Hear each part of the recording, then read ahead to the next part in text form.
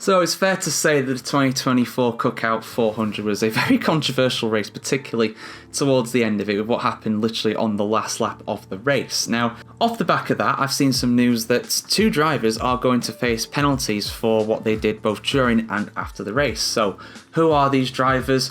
What's going to happen to them in terms of penalties, and is this going to affect the overall race results that we saw at the Cookout 400? Let's get into it. So, the Cookout 400 was held around the Richmond, Virginia Raceway. It was a very entertaining and controversial race, not least because of what happened on the last lap to decide the winner of the race. Austin Dillon made very deliberate contact with both Joey Logano and Denny Hamlin to take the pair of them out and win the race in extremely controversial circumstances.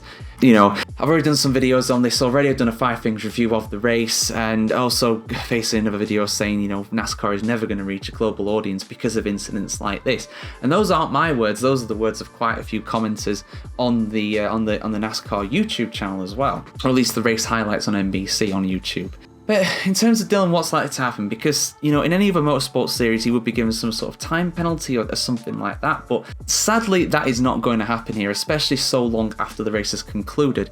In terms of a penalty for him, he's likely just going to face some kind of fine. Now, we've seen both Bubba Wallace and on top of that, also Corey LaJoie, that's what I'm thinking of. Corey LaJoie gets significant fines from NASCAR this season, both I think for $50,000. One of them was for during an incident for LaJoie when he was behind a safety car, and the other one was for Wallace when he was also making deliberate contact after the race in Chicago. I expect Dillon to get something along those lines, maybe more, maybe less, probably more to be honest, because it was downright ridiculous, but he's going to keep his win. That's not going to change. And because of that, he's pretty much certain, well, he's certain to be in the playoffs as well because of that.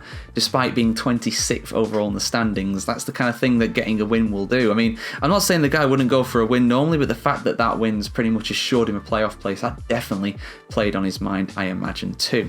So, what about the other driver? Well, I didn't know this. They didn't show it in the highlights, obviously, and unfortunately the live coverage here in the UK is something that I do not have access to. So my highlights and fan forums and opinions and everything like that, that's the only way I get my NASCAR coverage. But something I did see posted online in some of the NASCAR groups was the fact that Joey Logano, who was one of the 2 drivers that I just mentioned, who got took out for the win by Dillon, he was very aggressive in the pit lane towards people in the pit lane. Now, I don't know why there was so many pit lane people there in the pit lane. This was after the race. It concluded everybody was just going into the pits to, you know, park the cars up and, you know, do whatever they need to do. And there were loads of fans there and pit crew people, and Joey Logano rather aggressively accelerated his car towards some of them. Now, a racing steward came out and was very aggressive and like, no, stop doing what you're doing. I'm not going to repeat what he said, but you can hear what he said. A few expletives in there. But yeah, I imagine he's probably going to get a $50,000 fine like Bubba Wallace. I mean, it's not towards another driver, but it's to other people in the pits after the race. So